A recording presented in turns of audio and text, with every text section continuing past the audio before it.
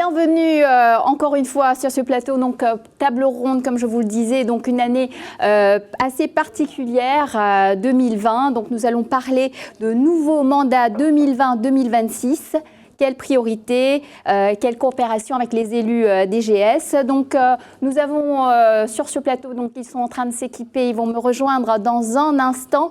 Donc plusieurs participants, donc 5 participants aujourd'hui, donc 2 élus avec nous, donc Paul-Marie Blanc, maire de Béra et président de la communauté du commune Cœur de Garonne. Nous aurons également Pierre Breteau, maire de Saint-Grégoire, vice-président de Rennes Métropole, conseiller régional de Bretagne et président de l'Association des maires de France de l'Île-et-Vilaine et aussi associé du cabinet KPMG.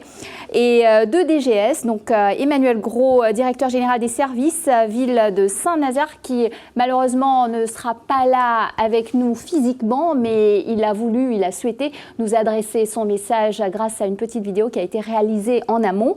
Donc Et enfin, on a également Sophie Pliot, directrice générale des services communauté des communes du Bazadais, mais également Antoine Rouillard qui était avec moi déjà durant cette session d'ouverture. Donc je rappelle, donc Antoine Rouillard qui est le directeur général délégué aux opérations France de Berger-Levrault.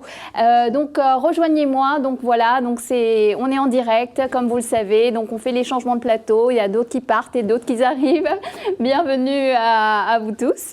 Donc Antoine, donc 2020, je le disais, une année particulière, une singularité qui se confirme chaque jour davantage et ne relevant que 2 éléments, la pandémie de Covid-19 et les élections municipales qui se sont tenues dans des conditions qui ne sont pas le moins non nominales. On peut tirer l'enseignement que les cartes de priorité finalement sont rebattues pour les collectivités ainsi que les façons de travailler. On en a parlé ce matin dans la plénière d'ouverture. Donc ce sont des questions que l'on va se poser à l'occasion de cette table ronde. Donc nouveau mandat 2020-2026, quelle priorité? Quelle coopération entre élus et DGS. Et Antoine, donc justement, avant de lancer sur nos échanges, un mot à l'attention des participants de cette table ronde, ainsi qu'à ceux qui nous regardent depuis leurs ordinateurs et derrière leurs écrans, qui peuvent, je le rappelle, poser leurs questions. Envoyez-nous vos questions à travers la plateforme et nous allons tenter d'y répondre à la fin de cette journée, pendant la session de clôture. Donc peut-être un petit mot, Antoine, pour démarrer. Un tout petit mot, juste pour remercier tous ceux qui se sont connectés ce matin au premier BLD. Donc on va initialiser ça et je pense que c'est une bonne initiative qu'on va faire perdurer dans le temps. Moi je tenais à remercier tous les élus et les DGS qui se sont inscrits dans cette table ronde et qui ont accepté de venir témoigner. Je pense que c'est un point important et c'est vrai qu'il va y avoir des ateliers de présentation, je crois, cet après-midi dans le BLD qui vont permettre de présenter un certain nombre de nos produits, de nos nouvelles offres et je pense que c'est important à ce moment de cette nouvelle mandature. Très rapidement, 2 choses qui ressortent, qui sont assez intéressantes. Le premier, c'est le fait que l'ancienne mandature a été extrêmement perturbante, puisque fusion des régions, remise en cause pendant un moment du département ou du rôle du département, puis on réinscrit le département comme étant central, 2 réformes. Une commençait un petit peu avant, mais une deuxième réforme structurante sur les EPCI. Donc les EPCI, c'est les communautés de communes, les communautés urbaines, et puis effectivement l'essor des métropoles qui avait commencé il y a maintenant un certain temps, mais qui a pris vraiment qui s'est installé pendant l'ancienne mandature. Donc beaucoup de mutualisation, beaucoup de réformes, j'en ai parlé tout à l'heure lors de l'introduction, et un rôle croissant et difficile de bien intégrer les populations qui sont et comment on rend le service à ces populations dans ces citoyens de proximité. Je crois que c'est un sujet quand même qui est important et qui est une préoccupation importante à la fois des anciens élus qui étaient en place et puis des nouveaux élus qui sont arrivés dans des conditions très particulières, environnement politique, économique, sociétal, sanitaire. Donc ils ont devant eux à faire face à des enjeux extrêmement importants.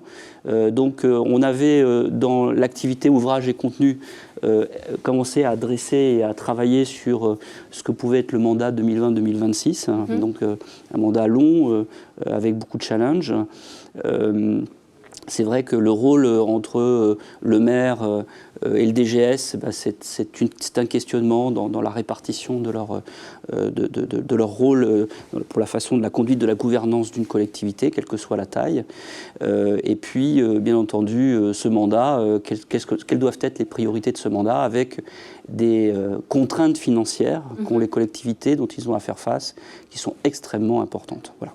Merci Antoine pour cette introduction de cette table ronde. Donc, je vous le disais tout à l'heure dans l'introduction, donc le directeur général des services de la ville de Saint-Nazaire, également qui est le vice-président du syndicat national des directeurs généraux des collectivités territoriales, n'a pas pu se libérer ce matin. Néanmoins, il a répondu à quelques-unes de nos questions et concernant les priorités des nouveaux mandats. Donc, voici sa réponse. Écoutez-le. Les nouvelles priorités des collectivités pour le mandat en cours, elles peuvent s'exprimer selon moi au travers du mot transition. Et ce mot transition a tous les sens, le sens écologique, le sens sociétal et le sens transition sociale. En effet, même si nous avions déjà pris le virage de la transition écologique, par exemple sur l'isolation de nos bâtiments ou la construction, la reconstruction de la ville sur elle-même, il est évident que les transitions deviennent de plus en plus prégnantes dans nos politiques publiques. Par exemple, pour illustrer la transition écologique, je dirais qu'il s'agit de travailler de façon plus verte en mettant l'accent sur les mobilités douces, mais c'est aussi la production d'énergie renouvelable poussée par les objectifs de nos plans climat. C'est enfin un travail sur nos politiques d'achat, sur le confortement de circuits courts, sur des produits plus écologiques qui répondent aussi à une demande sociétale. Et s'agissant des transitions sociétales, c'est aborder, par exemple, les politiques de l'urbanisme de façon différente, en regardant le non-étalement urbain, la fin du développement des commerces de périphérie avec les grandes surfaces, ou la mise en place de coefficients de non-étanchéification lors de toute construction. C'est aussi les réflexions qui sont à mener sur le zéro artificialisation net, le ZAN. C'est davantage et mieux de concertation avec les habitants. Et cette concertation, elle est nécessaire parce que toutes ces transitions vont avoir un coût et il y aura nécessairement des allocations de ressources à envisager différemment pour répondre aux enjeux. Et par ailleurs, elles peuvent poser des questions d'acceptabilité. Quand on parle de reconstruction de la ville sur elle-même et de non-artificialisation nette, ça veut dire, ça a une conséquence très claire, il faut pouvoir monter, donc construire en étage. Et on sait très bien que lorsqu'on construit plus haut, immédiatement, nous avons des contestations sociales qui s'exercent et de plus en plus. C'est pourquoi il nous faut travailler en plus grande transparence et en ayant défini le cadre de l'association avec les habitants. Donc Emmanuel Gros évoque le mot transition, associé à plusieurs thématiques, comme l'un, voire le mot-clé qui caractérise finalement le mandat 2020-2026, donc les uns et les autres. Je vais vous poser la question à tous, ce que vous en pensez. Peut-être démarrer avec Sophie Puyot qui est avec nous, pas physiquement, mais virtuellement. Sophie, bonjour, ça va? Vous allez bien? Oui, bonjour. Bonjour à tous, merci. Vous êtes où? La transition. Vous êtes basé où là? Vous êtes où? Je suis dans mon bureau, okay. À Grignols, dans une zone effectivement éminemment rurale du Sud-Gironde, puisque la communauté de communes, ce sont 31 communes en Sud-Gironde. C'est une communauté de communes qui est née de la fusion en 2014 de 2 communautés de communes. Voilà, ça représente 16 200 habitants et un peu plus de 180 agents.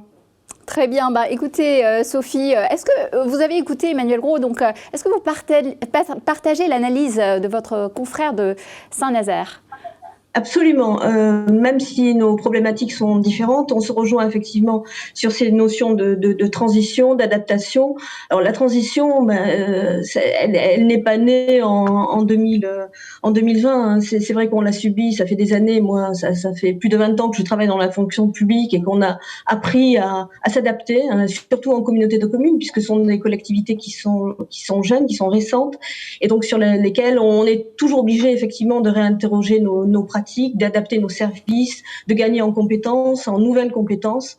Donc cette notion de transition, d'adaptation, on la connaît, et on fait en sorte effectivement d'évoluer dans nos pratiques quotidiennes. Je partage les mêmes analyses. Les enjeux sont peut-être différents parce que nous sommes dans une zone rurale. Encore que, en matière il a parlé de politique d'achat, c'est une interrogation que l'on a. On y travaille déjà depuis des années, mais on va renforcer encore. On va réinterroger nos pratiques en matière de politique d'achat pour être plus vertueux. C'est peut-être dans les 6 années précédentes, c'est peut-être quelque chose effectivement qui a été un peu abandonné ou du moins mis de côté dans le cadre de la fusion des 2 communautés de communes, parce que notre intérêt, c'était prioritaire, c'était sans doute de structurer la nouvelle organisation. Maintenant que la nouvelle organisation est structurée et que les services sont en place, on va revenir effectivement sur des éléments plus qualitatifs. Donc, réinterroger notre politique d'achat, ça c'est certain. Revoir nos pratiques internes, ça c'est du travail quotidien, et la crise effectivement sanitaire que nous subissons n'a fait que renforcer nos pratiques en matière de dématérialisation. Et puis, on s'interroge bien entendu sur l'adaptation de nos services, parce qu'on a énormément de services à la population, qu'il s'agisse de services petite enfance, enfance jeunesse, office de tourisme. On a eu un gros service d'aide à domicile sur le territoire. Donc, on réinterroge, on s'adapte. Donc, le maître mot, effectivement, c'est l'adaptation. Donc, transition et continuité, si je puis dire. Transition, continuité, on a eu un changement de présidence en 2016. Donc ça nous a conduit effectivement à revoir le projet de territoire avec les élus communautaires. Donc ce projet de territoire, il doit être retravailler avec la nouvelle équipe qui est en place, puisqu'il y a un certain nombre de nouveaux élus sur le territoire qui ont des attentes sans doute différentes, notamment en termes d'environnement, de maîtrise de maîtrise de l'énergie, etc. Et donc ce projet de territoire, précédemment, il était axé autour de thématiques, de 3 thématiques. C'était l'attractivité économique du territoire, puisqu'on doit redéfinir notre stratégie en matière de développement économique. C'était la valorisation de la qualité des services, puisque vous l'avez compris, on a énormément de services à la population, parce qu'on est une communauté de communes très, très, très intégrée, ce qui est nécessaire en milieu rural. Ensuite, c'était des coopérations renforcées avec l'ensemble des acteurs, qu'ils soient associatifs, qu'ils soient institutionnels, parce que sur une collectivité comme la nôtre, on ne peut pas faire sans les autres. Hein. Notre force vient effectivement du collectif. Et enfin, le dernier axe qui était quand même un axe essentiel, c'était positionner la communauté de communes comme un territoire de référence en matière d'énergie positive et de respect de l'environnement, parce qu'on est dans un environnement qui est encore protégé. On est à 70 km de Bordeaux, en limite des Landes et du Lot-et-Garonne. Donc on a un territoire forestier, mais pas que, avec ce sont déjà les premiers coteaux du Marmandais. Et donc le respect de l'environnement, c'est un axe majeur sur lequel effectivement on axe nos politiques.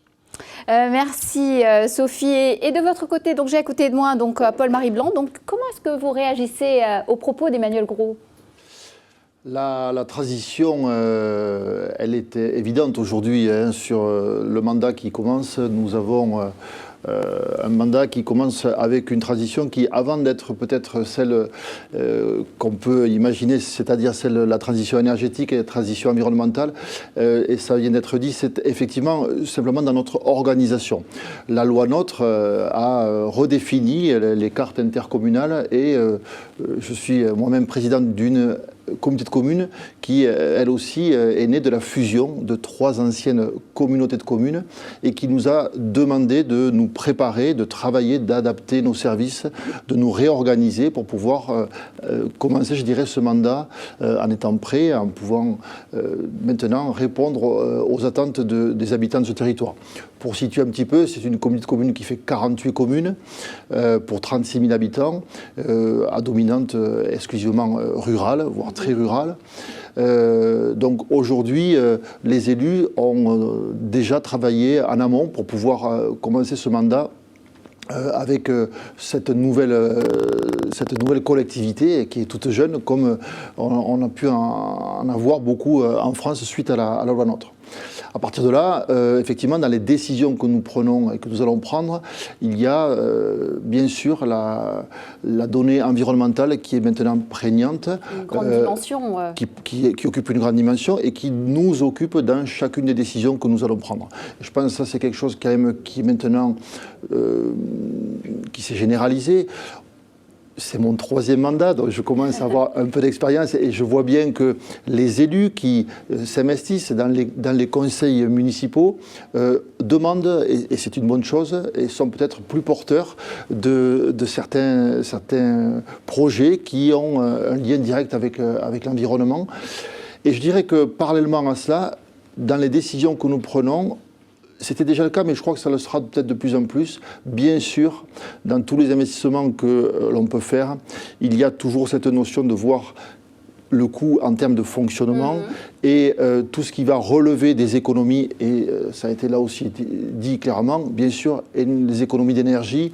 Quand on gère une commune, c'est l'éclairage public, c'est le chauffage de bâtiments, c'est les transports, c'est tout un tas de données qui, bien sûr, prennent en compte ces données-là. Et ça, ce sont des choses que maintenant, on est obligé, sur un plan environnemental, mais aussi bien sûr sur un plan économique, parce que les budgets font qu'on doit regarder ça de très près. Et je pense que ça, c'est quand même aujourd'hui, sur le mandat qui, encore une fois, commence en 2020, est peut-être quelque chose qui est vraiment très fort dans les réflexions que nous menons, les décisions que nous devons prendre.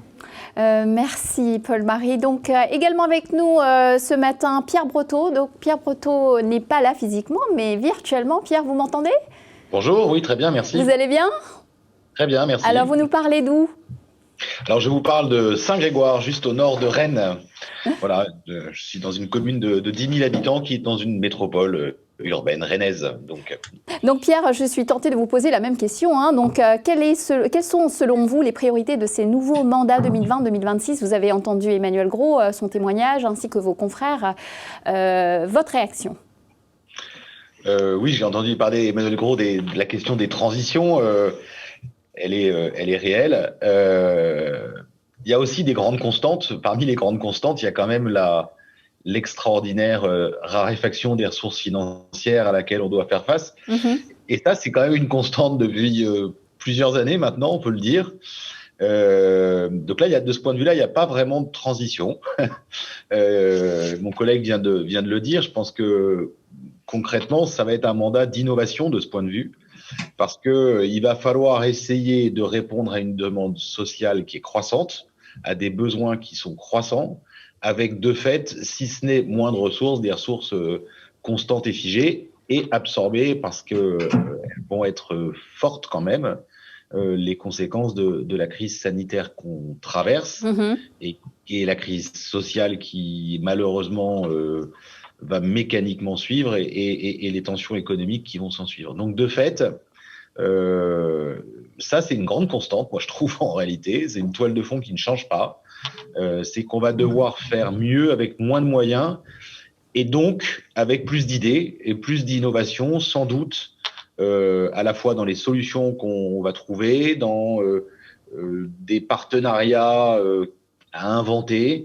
Voilà, donc je pense que ça peut être de ce point de vue un mandat de l'innovation. Et puis dans les points qui n'ont peut-être pas été abordés mais qui en filigrane je pense, c'est que la relation aux citoyens évolue considérablement. Moi, c'est mon 3e mandat aussi.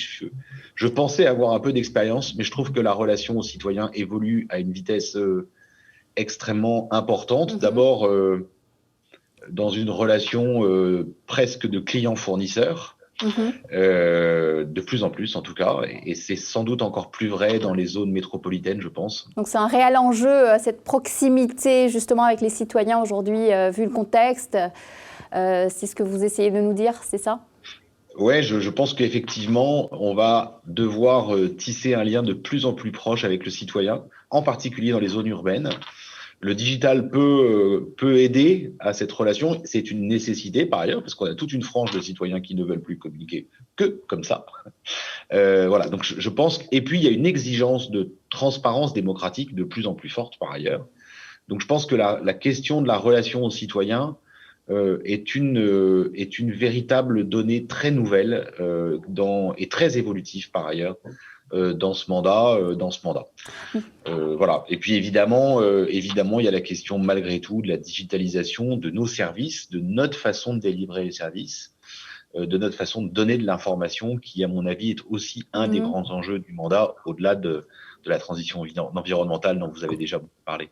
Merci pour cet éclairage, Pierre Breteau. Donc Antoine Rouillard, comment est-ce que vous réagissez à ces propos ? Nous avons écouté un peu les réactions des uns et des autres. J'ai fait une introduction qui était un peu longue, Acha, mais en gros, je vais peut-être rebondir sur ce que Pierre Breteau vient de dire. La pression du client, du citoyen consommateur, qui veut consommer en fait l'ensemble des services qui sont apportés par les collectivités, qui sont croissantes aussi. Ça pose la problématique de l'inclusion aussi, c'est-à-dire que l'inégalité des territoires, la fibre va devenir un point clé. Donc je sais que les départements là, accélèrent très fortement pour que la fibre passe partout.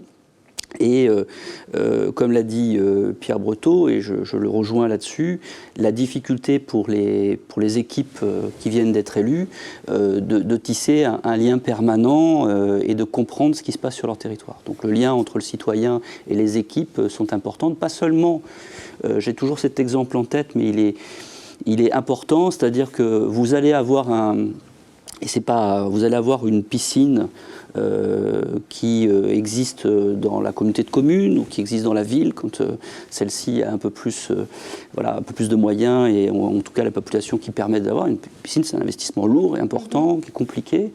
Et puis tout le monde est satisfait, toutes les règles sanitaires sont respectées pour la piscine. Par contre, si vous n'avez peu de fréquentation, c'est comment vous allez l'expliquer. Et en fait, la problématique aujourd'hui d'une collectivité, c'est dans les services qu'elle procure, c'est comment elle évalue finalement en permanence ce qu'elle fournit, qui peut être très très bien, mais s'il n'y a personne qui y va ou s'il y a une faible fréquentation, elle doit se poser d'autres questions. Donc même chose pour la cantine, on peut comme ça sur tous les métiers poser cette problématique. Donc on voit bien qu'aujourd'hui les équipes nouvellement élues, elles vont avoir à faire face à ça, c'est-à-dire à l'offre qu'elles ont à proposer, à la qualité de son offre et cette capacité effectivement à interagir de façon permanente pour évaluer cette offre avec ses citoyens. C'est un petit peu nouveau. Je pense que je rejoins ce qui a été dit, c'est-à-dire que tous les services qui seront mis à disposition permettront de le faire. Donc nous on investit massivement dans tout ce qui est vote électronique, participatif, pour les élus, outils de collaboration à travers le cabinet numérique pour que les équipes municipales puissent travailler ensemble de façon beaucoup plus coopérative. Tous ces éléments sont des éléments indispensables aujourd'hui, dans le monde d'aujourd'hui, pour pouvoir gérer sa relation avec son citoyen. Merci Antoine. Donc vos analyses finalement nous conduisent tout droit vers un deuxième thème de cette table ronde, le numérique et sa place dans la société aujourd'hui, avec encore une fois le témoignage d'Emmanuel Gros. Écoutons-le. Incontestablement, le numérique va continuer d'impacter nos pratiques. Les pratiques managériales évidemment, mais aussi la rationalisation des process, et enfin la responsabilisation des usagers. Cela dit, le numérique n'est qu'un outil. C'est un outil qui, cela dit, va nous permettre d'harmoniser de fait les pratiques entre l'ensemble de nos collectivités. C'est aussi un outil d'échange avec les habitants. Il n'est que de regarder et d'analyser ce que nous avons pratiqué au moment du premier confinement et que nous sommes en train de remettre en place avec l'utilisation favorisée des outils numériques par les citoyens, pour les citoyens. Ce qui nous amène à avoir une vraie réflexion sur l'inclusion numérique. Et une petite pointe d'attention sans doute, cela a mis clairement en lumière la nécessité d'une vraie montée en compétences pour tous, aussi bien les citoyens au regard de l'inclusion numérique que le management de nos collectivités, avec l'impérieuse nécessité d'aller plus vite sur ce champ de l'inclusion numérique. Alors, quelle est la place du numérique pour réussir ces transitions? Donc le numérique, son développement et sa place grandissante dans la société sur lequel Emmanuel Gros vient d'énoncer son ressenti. J'ai envie de vous demander tous, comment est-ce que vous réagissez? Pour vous, Pierre Breteau, vous évoquiez la transformation numérique comme une priorité. Quels sont les enjeux? Il y en a, à mon avis, 3. Alors évidemment, c'est un enjeu énorme du mandat globalement, mais qui est multiforme en réalité. Le premier, c'est c'est tout ce qui touche au management et à la gestion de la collectivité, c'est-à-dire à la dématérialisation de ces processus, et ce faisant aussi à quelque part la productivité d'un certain nombre de process qui aujourd'hui sont encore parfois souvent avec des supports papier. De ce point de vue, nos communes, nos intercommunalités ont encore pas mal de progrès à faire, il faut bien le dire. Il y a quelques exemples, l'élu local, c'est toujours dur de dire ça, mais il y a quelques exemples de transition numérique extrêmement bien réussie au niveau de l'État. Il y a aussi quelques beaux plantages d'ailleurs, pour parler très crûment, mais il y a quand même des transitions assez réussies. Je pense par exemple à tout ce qui touche la DGFiP, tous les process de l'administration fiscale, qui n'est pas la plus populaire, c'est vrai, mais qui a quand même réussi incontestablement la transition numérique du point de vue de ces process, et on en est tous bénéficiaires, si j'ose dire. Le deuxième, il est à mon avis dans la relation citoyenne. Là, pour le coup, c'est un des enjeux que j'ai expliqué tout à l'heure au global dans le mandat. Mais j'ai la conviction profonde que nos concitoyens, qui sont à la fois des contribuables, à la fois des usagers et à la fois des électeurs, parfois d'ailleurs un peu schizophrènes, ces trois-là, mais en tout cas ont besoin d'interagir beaucoup plus avec leurs élus et avec leur administration communale. Et à mon avis, c'est un enjeu de démocratie locale.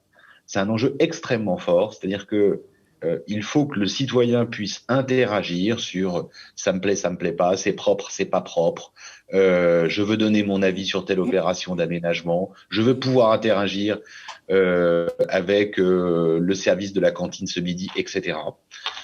C'est un enjeu, à mon avis, extrêmement important avec la génération qui arrive. Et je pense que c'est un enjeu démocratique, c'est-à-dire que si nos communes, nos intercommunalités ne réussissent pas ce virage-là, elles sont en danger sur le plan démocratique. C'est une conviction forte. Et puis il y a le troisième enjeu qui n'a pas été évoqué beaucoup par Emmanuel Gros, mais moi qui me tient beaucoup à cœur, qui est la maîtrise de la donnée publique. On est en face d'une masse de données à la fois aussi faramineuse que riche, mais qu'inaccessible. Or, pour nous aider à décider, pour nous aider à agir, pour nous aider à maîtriser nos territoires, on est là en face d'une richesse incroyable, mais qu'on ne sait pas bien exploiter aujourd'hui, parce que les sources de données sont importantes, et il y a derrière ça la question de la souveraineté de la donnée. Oui, tout à fait. C'est-à-dire que nos territoires, que nos communes, nos collectivités locales ne soient pas dépendantes, en fait, de tiers pour maîtriser des données qui sont utiles pour nos politiques publiques. Voilà. Donc pour moi, c'est ces trois enjeux-là, la gestion de la collectivité, la relation aux citoyens et la maîtrise de cette potentielle mine d'or dont l'enjeu, c'est bien d'en être souverain. Merci Pierre. On en a parlé ce matin durant la plénière d'ouverture, donc justement cette question de souveraineté qui est une question importante, mais on y reviendra. Donc pour poser la même question à vous, pour votre commune de Béra, donc quelle est la place du numérique dans une commune qui compte quelques 3000 hectares et dans celle de la communauté des communes Cœur de Garonne qui fait partie de l'aire urbaine de Toulouse, donc Paul-Marie Blanc. Incontestablement, le numérique prend de plus en plus de place. Je reprendrai un des points qui vient d'être abordé, c'est celui de la relation avec le citoyen. Alors, je veux rassurer mon collègue de Bretagne pour lui dire que le citoyen d'Occitanie est aussi demandeur que le breton. Et c'est un consommateur de services, ça c'est une évidence. Et il faut que nous, élus, nous soyons capables de nous adapter. Mais j'avoue que la question de l'enjeu démocratique est peu souvent abordée et je pense qu'elle est cruciale. La réorganisation que j'évoquais tout à l'heure, au niveau des intercommunalités, ne doit pas nous faire oublier que la commune reste le premier échelon dans notre organisation administrative, démocratique du pays. Et cette proximité que nous avons au niveau des communes, je suis convaincu que le numérique peut nous permettre de la renforcer. Et je crois qu'elle est importante pour la santé démocratique du pays. La communication avec nos concitoyens, moi je l'ai connue sous le format papier, c'est-à-dire le journal communal que l'on peut éditer dans nos petites communes ou dans nos grandes communes. Et puis les panneaux qu'on peut mettre ici ou là pour informer la population. Et puis c'est Facebook, et maintenant c'est une application mais qui existe toujours. Qui existe toujours. L'un n'empêche pas l'autre, c'est une évidence, mais on évolue, on s'adapte, et c'est une évidence qu'aujourd'hui, bien sûr avec Internet et tous les moyens dont on peut disposer, le citoyen a accès à tout un tas d'informations. Et c'est quelqu'un qui a besoin de réponses souvent très vite, etc. Donc je pense que cette question, elle est importante, et c'est vrai que nous devons être à la pointe pour essayer de pouvoir nous adapter, et vous avez bien fait de le dire, sans oublier que, bien sûr, on a toujours une frange de la population qui va rester sur des moyens de communication pas les exclure. Beaucoup plus traditionnels, mais il faut pouvoir élargir cet éventail d'offres, de réponses aux attentes des habitants, parce qu'effectivement, encore une fois, ils sont citoyens, mais ils sont souvent consommateurs de certains services, et souvent aussi, ils ont une méconnaissance de l'organisation de nos collectivités. Le travail en collectivité, c'est l'intérêt collectif, c'est-à-dire que parfois, on est obligé de faire des choix, des arbitrages, parce qu'on ne peut pas satisfaire tout le monde, mais quand on les explique, je pense que souvent, les choses sont mieux comprises, et ça, c'est important pour éviter parfois des dérapages après qui peuvent se retrouver dans les urnes. Donc voilà, je pense que le numérique à ce niveau-là, il est important. Juste un point, je ne vais pas être trop long sur ce sujet, mais c'est vrai que pour nos territoires ruraux, bien sûr que le numérique, il a un enjeu économique pour pouvoir faciliter le développement de nos zones d'activité. Moi, je fais partie d'un territoire qui est donc à proximité de l'agglomération toulousaine, qui est un poumon économique, bien sûr, sur toute une région. Mais on sait que la fibre, notamment, pourra demain plus facilement nous permettre de développer ces activités. Et bien sûr, les collectivités sont partie prenante, les départements, ça a été dit, pas seulement, pour pouvoir faciliter cette évolution. Merci. Et Sophie Pieuillot, vous êtes toujours avec nous. Donc Sophie, le numérique, oui. Outils de développement, vos réactions ? Outils de développement indispensables. Je vous ai parlé tout à l'heure de la notion de renforcement de l'attractivité économique du territoire. Ça passe effectivement par le numérique, ça passe par le haut débit, le très haut débit. On a, nous, la chance au niveau du département de la Gironde d'avoir un syndicat mixte Gironde Numérique, en fait, qui est né de la volonté du département de la Gironde d'offrir à l'ensemble des Girondins effectivement une couverture numérique maximale. Donc la communauté de communes, au même titre que les autres EPCI du département de la Gironde, sont adhérents au syndicat mixte Gironde Numérique. Pour vous donner une indication financière, ça représente la mise en place du très haut débit sur le territoire communautaire. Ça représente un investissement pour la seule communauté de communes du Bazadais d'à peu près 660 000 €. Donc sur 18 ans, ça représente à peu près 37 000 € par an qui sont consacrés effectivement à la mise en place du très haut débit sur le territoire. Et quand on parle de très haut débit, ça veut dire desservir l'ensemble des usagers du territoire, parce que il faut penser que le territoire de la communauté de communes du Bazadais, ce sont des villages qui parfois font 100 voire 50 habitants. Donc on va chercher le hameau ou la maison, donc tout le monde effectivement à terme sera couvert. Et ça, c'est indispensable. Donc il y a cet aspect. Ensuite, sur l'aspect numérique proprement dit au sein de la collectivité et des services, c'est aussi indispensable. Il y a très très très longtemps que moi j'ai travaillé effectivement sur la dématérialisation. On était même pionniers en la matière au niveau du département de la Gironde, au niveau des communautés de communes.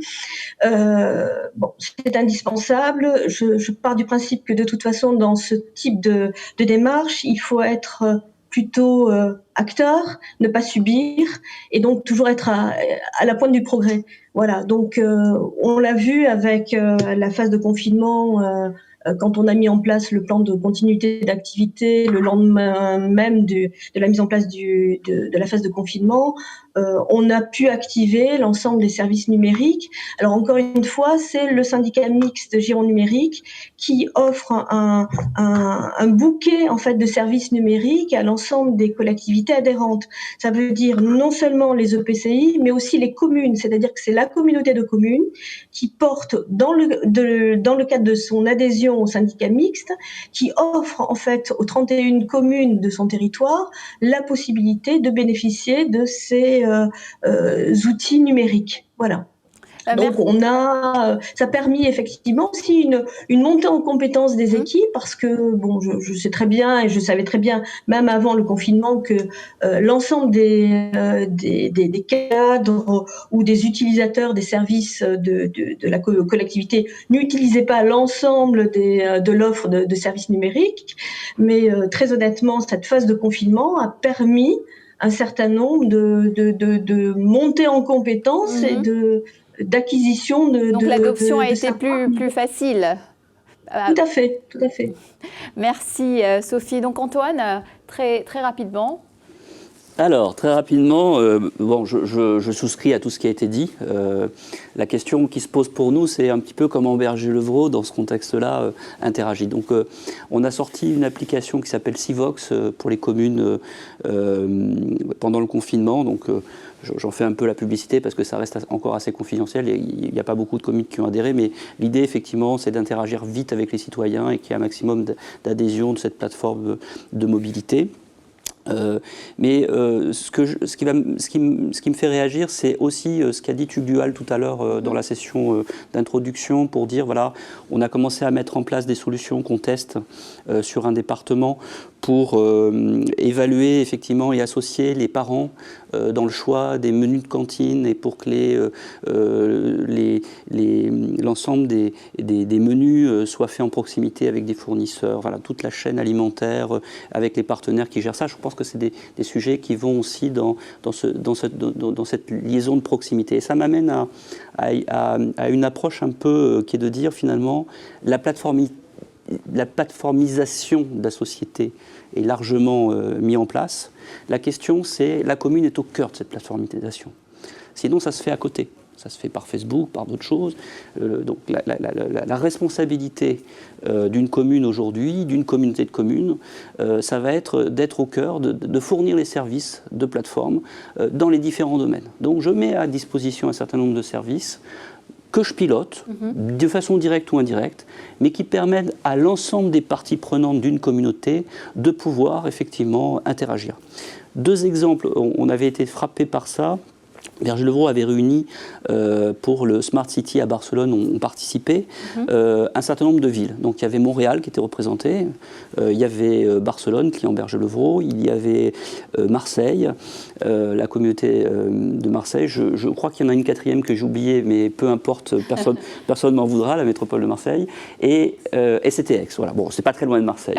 Lors de cette... donc c'était des élus ou des dirigeants de ces métropole qui abordait la question. Et tous expliquaient que finalement, c'est comment on organise la communication avec les différentes parties prenantes pour des projets à venir, pour gérer le présent, et pour s'assurer effectivement qu'on va être en capacité de bien gérer les personnes en difficulté. Donc on revient sur l'inclusion, les personnes isolées. Et je crois que ce qui a été la plus grosse difficulté pendant le premier confinement, je vais juste revenir là-dessus, et qu'on a vu, c'est que globalement, les communes en France ont été un peu désœuvrées, même si elles ont activé, et tant mieux pour celles qui avaient des solutions. C'est comment je fais quand tout est fermé, comment je fais pour interagir sur les personnes isolées, comment je fais pour interagir avec mes différentes entreprises qui sont sur ma localité, comment je fais pour réagir avec les associations. Donc là, on voit bien que tisser le réseau, avoir des plateformes spécialisées qu'on met à disposition, où on met des parties prenantes, à la fois pour la concertation, pour agir, et la continuité, ça devient fondamental. Je pense que c'est ça l'enjeu. Les grandes plateformes mondiales ne peuvent pas répondre. Donc là, on est dans une forme d'essaimage, comme un peu avec les abeilles, quoi, avec les ruches. Donc il faut créer des ruches, comme ça, avec la possibilité d'interagir sur des domaines différents pour créer les conditions. Et peut-être en conclusion, puisque je pense que Pierre Breteau l'a souligné, et je partage son analyse sur les données, l'open data est là, mais les collectivités ont quand même beaucoup de difficultés à les mettre en disposition. La donnée est souveraine, en même temps, plus la donnée est disponible, plus des sociétés comme les nôtres ou d'autres peuvent interagir pour rendre des services, gratuits ou payants d'ailleurs, pour pouvoir permettre effectivement d'aider les collectivités, les citoyens à mieux vivre ensemble. Je crois que c'est ça peut-être, la transition, la transformation numérique, c'est ça qu'il faut qu'on soit capable de réussir, c'est un enjeu colossal. Merci Antoine. Donc je vous propose dans les minutes qui nous restent d'éclairer la relation entre élus et services. Quelle est la coordination entre les élus et les services? Quelles sont celles qui existent? Ce qui est souhaitable? Qu'en pensent les élus? Donc je me tourne vers vous, autour de moi. Donc je vais peut-être démarrer avec Pierre Breteau. Donc Pierre, vous êtes toujours là? Oui, bien sûr.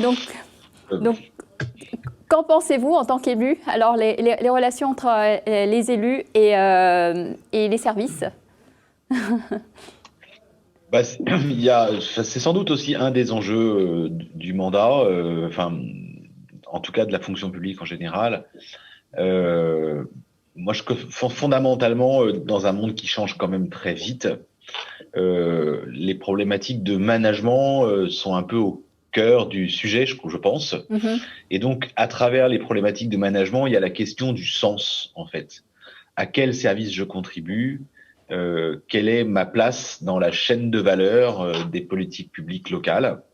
Et je pense très honnêtement qu'on a quand même un vrai sujet de... comment dire? Pour rester politiquement correct. Non, mais allez-y, vous pouvez le dire, on est entre nous. Ouais, de rénovation en profondeur de nos pratiques managériales. Je pense que honnêtement, on est dans un cadre qui probablement n'est plus totalement adapté à l'environnement dans lequel on vit. On voit par exemple que les jeunes diplômés n'ont pas du tout envie de passer les concours de la fonction publique, en général d'ailleurs.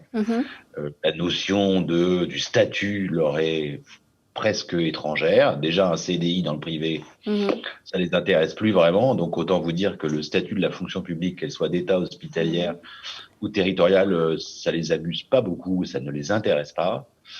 Et donc je pense qu'il y a un vrai sujet là très collectif cette fois-ci qui concerne les syndicats, les élus, de comment on rénove en profondeur nos pratiques managériales et sans doute qu'on réfléchisse. Donc vous parlez de la réinvention de la fonction publique, c'est un grand débat.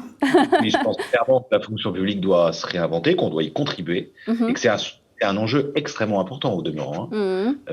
Parce que si on considère que nos services publics locaux, notre modèle de service public local est essentiel, et si on est élu et on est engagé comme prestataire auprès de collectivités locales, c'est qu'on le pense, alors c'est un gros enjeu. Donc je pense effectivement que là, c'est un enjeu presque institutionnel, mais c'est sans doute un des enjeux importants, me semble-t-il, de la mandature des années qui viennent. Ouais. Mais en plus, ça paraît logique, on parle de transformation, tout le monde est en train de parler de transition, transformation, et on ne peut pas justement aller de l'avant sans se remettre en question et aussi de progresser. Qu'en pensez-vous? La relation entre les élus et les services, elle est bien sûr au cœur de la vie de nos collectivités, ça c'est une évidence. Quand les choses se passent bien, tout va bien. Quand les choses se passent moins bien, ça peut avoir des conséquences fâcheuses. Déjà, tiens à dire que nous avons quand même des agents de qualité qui font quand même un travail qui est important. Être directeur général de service d'une commune, c'est quand même des responsabilités, d'énormes responsabilités. Je ne le dis pas parce que certains sont là Non, mais ce n'est pas ce qui est mis distance, en cause. Hein, mais c'est la réalité, comme ça l'est bien sûr aussi pour un élu. Et ici, on prend le couple maire-DGS, bien sûr que c'est un petit peu la locomotive d'une collectivité, et il faut que les choses se passent bien. L'année 2020 nous a montré qu'effectivement, on a eu une actualité quand même particulière qui a fait qu'on a dû être en réaction sur tout un tas de sujets. Et je pense à la crise sanitaire, mais malheureusement aussi à l'actualité plus dramatique liée aux attentats. C'est-à-dire qu'aujourd'hui, nous sommes constamment en train de devoir appliquer des normes, des règles, etc., qui évoluent. Et c'est une évidence, on ne peut pas faire autrement. Et ça, c'est vrai que les services des communes sont là pour rappeler aux élus, parce que qui doivent après faire des choix. Il y a des choix bien sûr politiques, mais sur notre fonctionnement, c'est devenu quelque chose, surtout sur cette année 2020, qui est devenu très important. Bien sûr qui va le rester, et qui va sans doute le rester, bien sûr, bien sûr. Donc ça, c'est une évolution. On parlait de transition, celle-là en fait partie aussi. Sur le plan de la politique, je pense en matière d'investissement, sur les projets que nous portons, bon, les choses ne changent pas, mais elles évoluent aussi dans le sens où on est sur un début de mandat, forcément, une réflexion qui a été menée pendant la campagne, ou dans les collectivités, les communes, les intercommunalités, il y a des projets qui ont été réfléchis, discutés, et maintenant on veut bien sûr les mettre en application. Le nerf de la guerre reste le financement, donc c'est là aussi comment on articule ces projets, comment on monte des dossiers pour pouvoir financer tous ces projets. Ça, c'est un travail bien sûr qui est fait avec en étroite collaboration avec chaque service. Et ça, c'est une évolution, je dirais, naturelle de la vie des collectivités, mais qui est quand même très très importante. Et tous les outils, bien sûr, qu'on peut mettre en place contribuent à faciliter ce travail. Et dernière chose, aujourd'hui, je reprends ma casquette de maire, mais c'est vrai que quand on est maire, on a à la fois une vision sur sa commune et on est obligé d'avoir aussi, bien sûr, celle sur l'intercommunalité dans laquelle on est. Ce qui multiplie, en fait, les informations, ce qui multiplie les prises de décision aussi. Et quand on parle de services, c'est bien sûr ceux de la commune, mais aussi ceux de l'intercommunalité. En tant que président d'Interco, je vois bien que les élus sont constamment en train de demander, parce que les services qui sont gérés sur leur commune sont souvent faits par une intercommunalité, et ils ont besoin bien sûr d'avoir ces informations-là. Donc tout ça, c'est une articulation qui se met en place, qui demande beaucoup de liens, beaucoup de communication. Mais justement, pour rebondir sur ce qu'a dit Pierre, donc est-ce que vous voyez justement, est-ce que la fonction publique se réinvente justement pour s'adapter à tous ces nouveaux enjeux, cette nouvelle réalité qui est là pour rester ?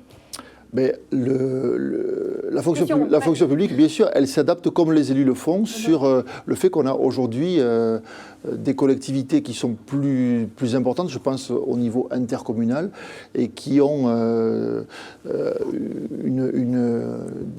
pouvoir de décision qui touche des territoires beaucoup plus grands et forcément des services beaucoup plus lourds, des équipes importantes, etc. Donc les agents territoriaux sont dans l'obligation aussi, bien sûr, de s'adapter à ce niveau-là. Tout à fait. Je vais poser la question du côté des DGS. Donc, Sophie, vous en pensez quoi ?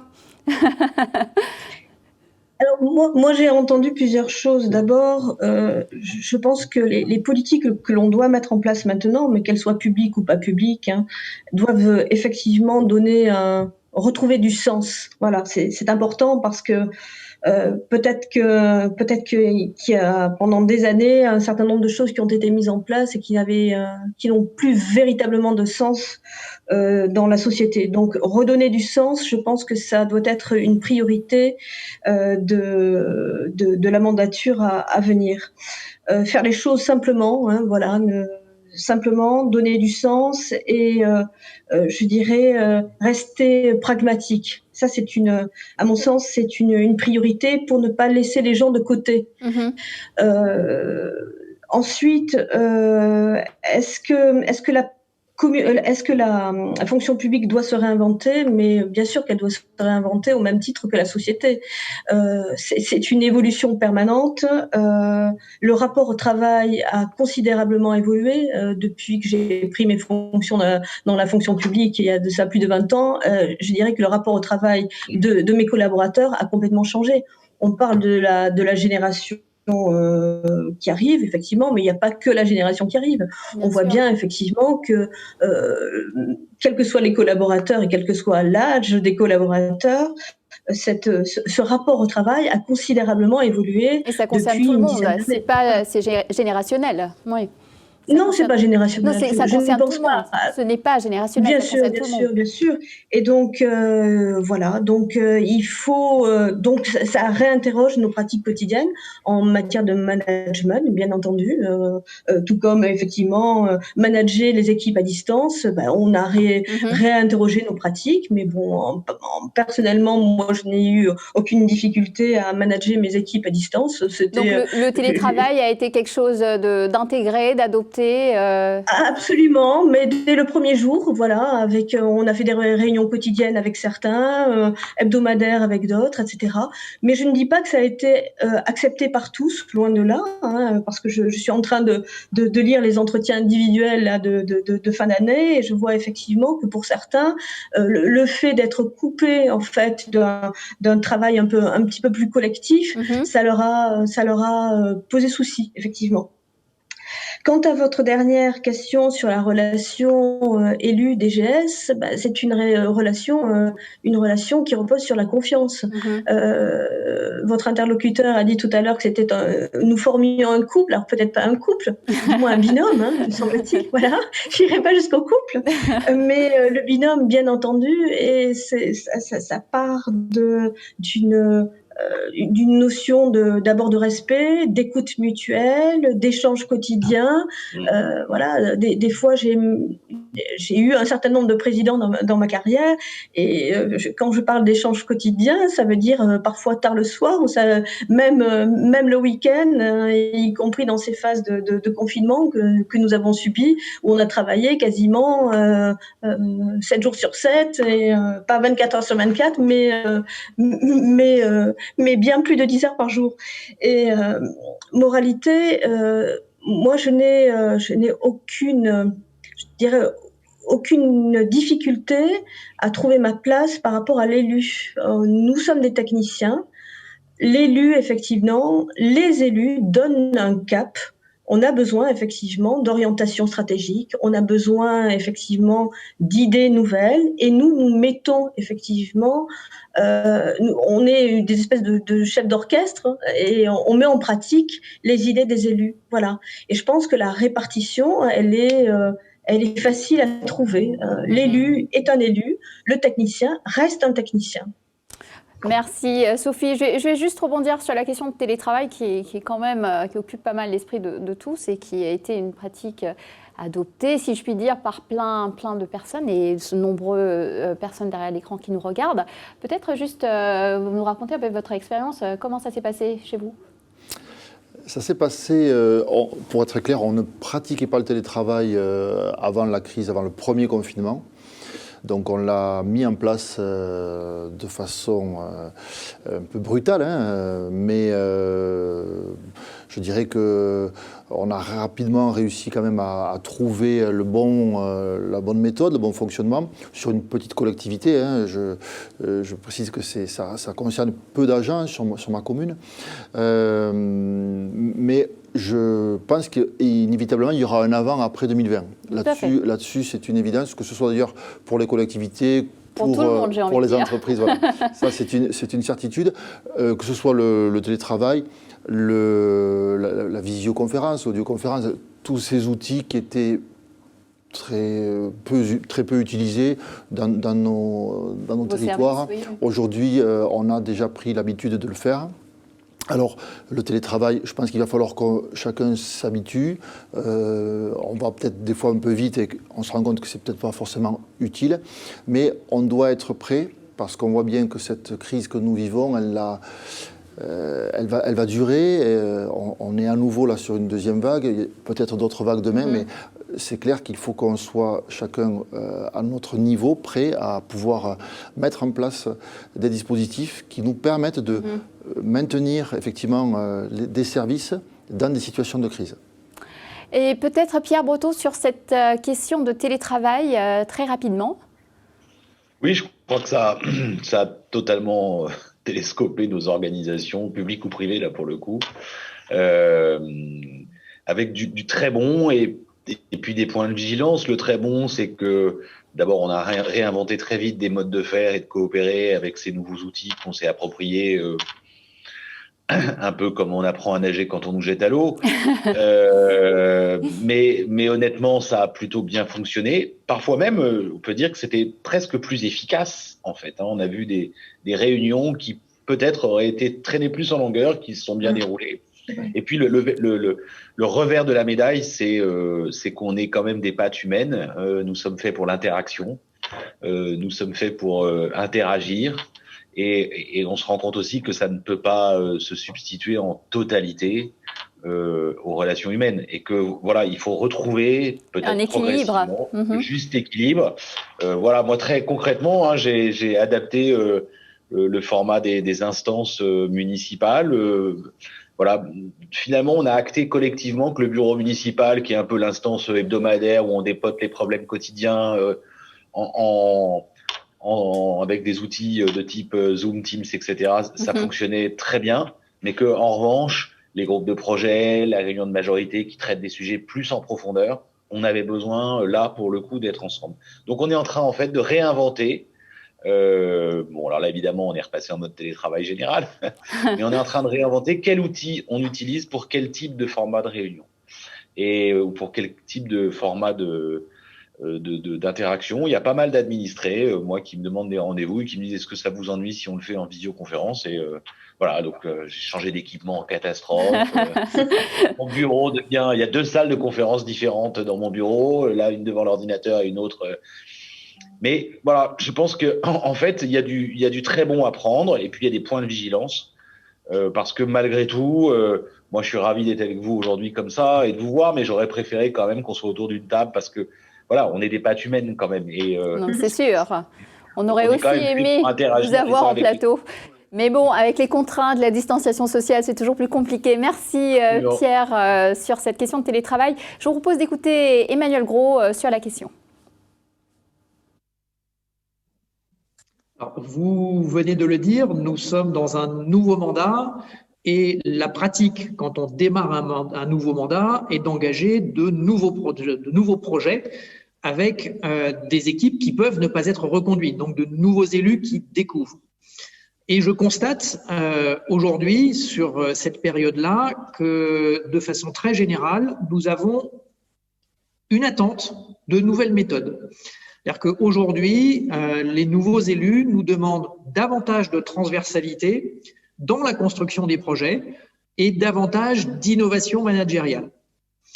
De mon point de vue, je crois qu'au titre des orientations que nous, directeurs généraux, nous mettons en place pour la réorganisation des services, il serait par ailleurs nécessaire d'aller vers la notion d'administration responsable en intégrant les principes et les actions de l'innovation et de la responsabilité sociétale des organisations ou de la RSE, la responsabilité sociétale des entreprises. C'est une attente de l'ensemble de nos collaborateurs et je le crois de nos citoyens aussi. Le télétravail en collectivité non seulement est possible, mais il est absolument nécessaire, encore plus dans la période que nous vivons aujourd'hui. Alors, il faut se rappeler que les collectivités ont mis en place le télétravail sans doute plus tardivement que les entreprises. C'est une réalité. Mais en le mettant en place plus tardivement, nous constatons aujourd'hui que nous arrivons à un niveau à peu près équivalent. Donc, elles ont été beaucoup plus vite dans la mise en œuvre. Et pour autant, quand on regarde les services publics, on s'aperçoit qu'il y a moins de fonctions possibles en télétravail que dans les entreprises parce que le service public de proximité, il s'exerce souvent dans la relation avec l'usager ou sur le terrain et dans la relation directe dans une logique de guichet. Pour autant, la crise, on le voit, la crise sanitaire nous a servi d'accélérateur. Et ce qui ne semblait pas être possible il y a encore quelques années l'est devenu d'un coup. Nous avons pratiqué le télétravail de façon massive. Et même certains collaborateurs qui travaillent dans le vis-à-vis le font aujourd'hui en télétravail. Pas tous, mais une partie. Comme ça, je dirais, pour répondre plus précisément à votre question, que nous pouvons avoir un socle structurel entre 15 et 20% des agents qui pratiquent le télétravail de façon régulière. Et de fait, cette pratique est devenue structurelle, et ce qui d'ailleurs rend bien plus facile et possible le reconfinement que nous sommes en train de vivre. Alors Antoine, peut-être une réaction sur tout ce qu'on a entendu sur ces différents sujets, relations élus, services, télétravail. Votre réaction? Alors, plusieurs réactions. D'abord, j'ai entendu les élus dire des choses par rapport au métier de DGS et par rapport à toutes les équipes des agents dans les villes, qui, à mon avis, est très important. C'est-à-dire ce sont des gens dévoués. Et j'ai tendance à dire que sur l'attractivité de la fonction publique territoriale, une des clés, c'est que c'est une vocation. Donc attirer des talents dans ces métiers formidables, parce que le champ du métier d'un DGS est quand même assez formidable dans ce que fait une collectivité. C'est un point important et effectivement il faut leur rendre hommage dans tout ce qu'ils font au quotidien, dans leur rigueur, voilà, ce sont nos clients, on a l'habitude de travailler avec eux, on voit bien dans les équipes comment ça se passe. Donc ça, je pense que c'est un point important qu'il faut rappeler. Le deuxième sujet qui est évoqué, qui est important, c'est au-delà de la relation, c'est l'ambition. Je pense que c'est là où, quelque part, l'interaction entre les élus et les équipes qui dirigent, c'est l'ambition qu'on est capable de porter. Et par rapport au dernier témoignage sur le 10, bon, on peut peut-être aller à 15-20% de télétravail, c'est pas assez. Voilà. Parce que c'est comme si Berger-Levaux disait aujourd'hui, nous, si on va à 20-15% de télétravail, non, on a basculé à 100%, avec toutes les difficultés que ça comporte, tous les investissements qu'on est obligé de faire. Et donc, il y a deux éléments que j'ai à donner peut-être comme input vis-à-vis de ce qu'on rencontre au quotidien avec nos clients, donc qui sont les agents des collectivités. Le premier, c'est de dire, il faut que vous appreniez plus vite à travailler et interagir sur les plateformes numériques, et donc l'espace client, dans la communication, parce qu'on ne pourra pas toujours répondre avec des volumes très importants à toutes les demandes qui sont faites à chaque fois qu'il y a une rénovation. Il faut que vous formiez vos équipes et que vous investissiez beaucoup plus sur la formation de vos agents.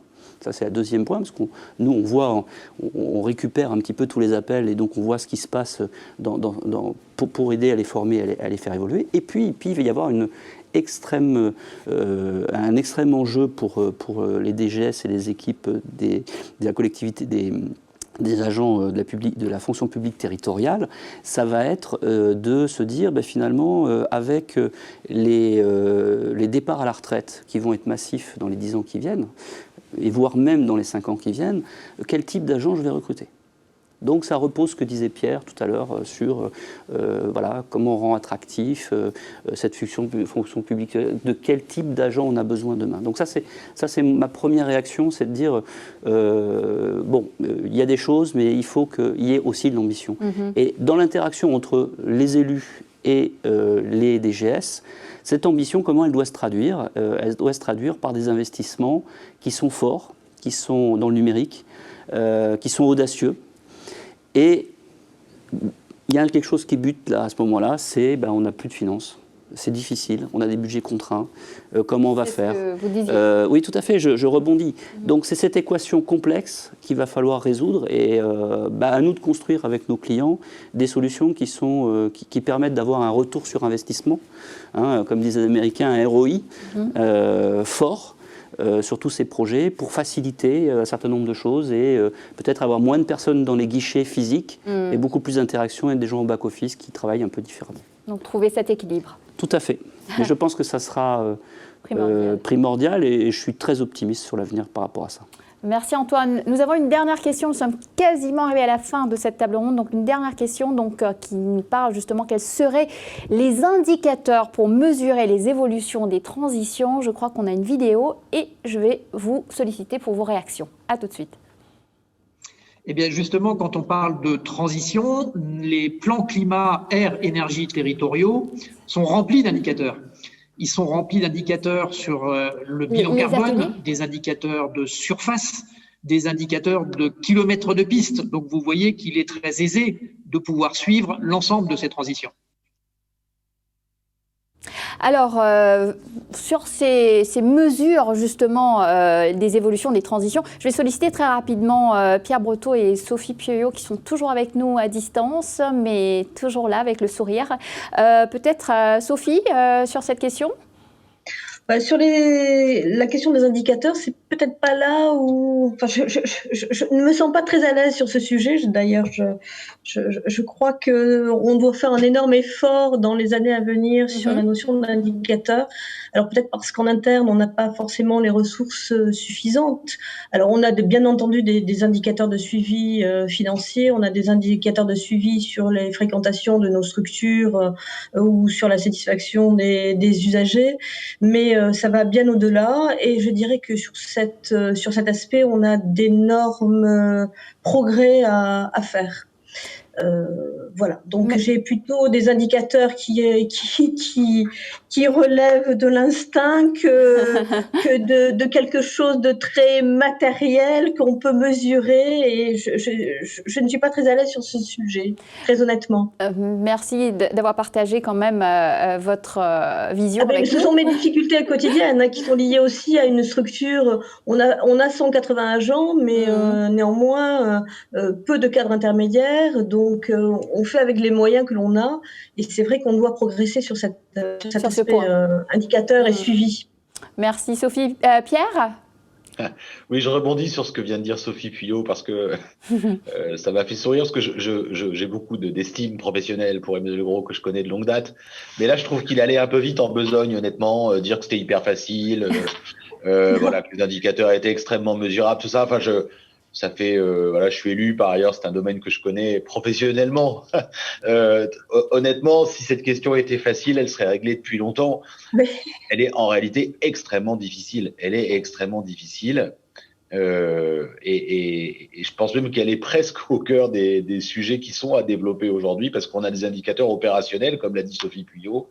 Là, on sait exactement où on en est de la consommation du budget, on sait exactement combien nous coûtent nos espaces verts à entretenir au kilomètre carré. Ça, il n'y a aucun problème. Par contre, de savoir si l'action de la collectivité est en train de modifier les comportements de mobilité, est en train de favoriser les circuits courts, est en train de... Voilà. Alors là, ça commence à être beaucoup plus difficile. Et au bout du bout, mais c'est ce qui fait la grandeur de la fonction d'élu, un des indicateurs, c'est quand même les moyens, le ressenti que les élus... Le ressenti ou le pifomètre. Oui, mais il faut se dire que sur ce sujet, je pense par ailleurs que c'est quand même un vrai sujet. On a collectivement à mieux outiller l'observation, la mesure des résultats qu'on obtient, à pouvoir les comparer. Et ça, c'est extrêmement compliqué parce qu'il y a 33 000 communes en France, 700 ou 800 intercommunalités. Et pour que ça fonctionne bien, cette question de l'évaluation, de l'efficacité des politiques publiques, il faudrait que chacun puisse avancer cette question et avancer collectivement dans une logique de cet anglicisme, de benchmark, d'analyse comparative, parce que ce serait extrêmement précieux et riche. À mon avis, c'est un très beau sujet et on a beaucoup à apprendre d'ailleurs de ce point de vue, mais je me dis, là j'ai un petit éclairage professionnel de ce qu'ont fait nos amis québécois notamment. Merci Pierre, merci Sophie. Nous arrivons à la fin. Peut-être juste très rapidement un petit mot pour clôturer cette table ronde. C'est pas fini, hein. Il y a des ateliers qui arrivent dans quelques minutes. Donc juste très rapidement pour terminer, un petit mot de la fin. Déjà vous remercier pour cette initiative. Très heureux d'avoir pu participer à ces rencontres, même à distance. C'est toujours intéressant de pouvoir croiser nos expériences, de pouvoir débattre sur ces sujets qui sont nombreux et qui sont importants pour nos collectivités. Quand même dire que Berger-Levrault est un partenaire de nos collectivités et je pense qu'il le restera. Parce qu'on le voit bien dans de nombreux domaines, nous avons besoin de pouvoir travailler. On a parlé du numérique, on a parlé de ces questions de transition. Elles sont encore une fois prégnantes et je pense qu'il on a besoin de pouvoir être accompagné. Je ne suis pas plus à l'aise que mes que vos collègues sur le sujet des données qu'on peut avoir. Ce qui est important, et je conclurai peut-être là-dessus, c'est vrai que quand on est élu maire, président d'une interco ou DGS, mais je pense qu'on est un petit peu à bord d'un navire et on a besoin d'avoir des données pour savoir où on va. Elles sont très nombreuses. Souvent, on se plaint de ne pas les avoir venant de l'État parce qu'on n'a pas de visibilité et c'est toujours très difficile de pouvoir manœuvrer quand on est un peu dans le flou, dans le brouillard. Et le contexte actuel ne nous aide pas non plus.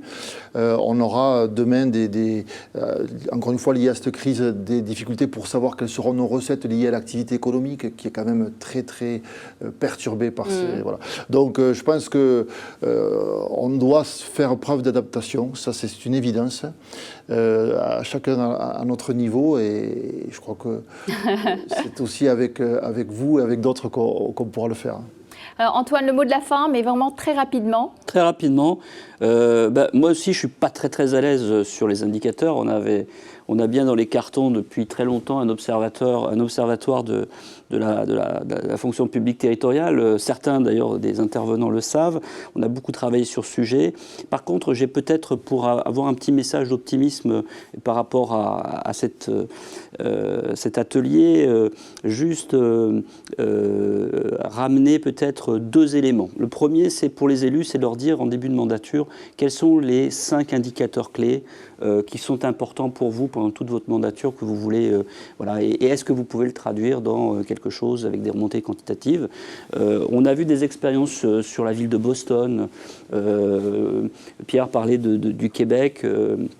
Il y a plein d'instituts aux États-Unis qui travaillent sur ces sujets-là. Si, par exemple, vous considérez que les tags sur les murs, c'est un indicateur, il faut le mettre comme étant un indicateur et ça peut être un élément du pilotage de la politique publique locale d'un maire ou d'un président d'une communauté de communes en disant « moi j'ai fixé mon cap ». Ça peut être l'environnement, comme certains, il y a un changement de donne, voilà. C'est un point important. Donc ça, j'allais dire, essayer de peut-être donner ce conseil, d'essayer. Sur la partie, pour les DGS, pour le pilotage, donc nous, on avait, pour les petites collectivités, on avait intégré l'ensemble du reporting sur les RH, sur le budget dans les solutions Imagnus. Là, on est en train de produire quelque chose avec une équipe dont un ancien DGA ressources d'une très grande métropole, Strasbourg, que vous connaissez bien, et Marseille, que connaît bien Pierre-Marie. Donc on a fait ce travail-là et qu'on produit avec des échelons et qu'on va mettre à disposition de nos clients pour effectivement faciliter leur travail. Donc j'ai envie de dire qu'il y a des indicateurs qu'on peut suivre automatiquement derrière les applications de gestion. Et puis, il y a effectivement peut-être les indicateurs que doivent donner les élus et se dire comment je fais pour les remonter de façon structurelle. Et ça peut être un premier exercice. Mais il restera le comparatif. Et moi, j'appelle à ce qu'il y ait quand même un jour un observatoire de la fonction publique territoriale qui ressorte et qui aide les élus, les DGS, à prendre les bonnes décisions dans leur nouvelle mandature. Merci Antoine. Il est midi et c'est l'heure des ateliers. Donc c'est sur ces mots que nous allons clôturer cette première table ronde. Merci à Emmanuel Gros pour sa participation vidéo, Pierre Breteau, Sophie Puyot en direct avec nous, Paul-Marie Blanc en plateau et Antoine Rouillard ici avec moi depuis ce matin, depuis l'ouverture. Donc je vous retrouve pour ma part à 15h pour une deuxième table ronde consacrée aux plateformes communautaires. Mais tout de suite, place aux premiers ateliers de la journée.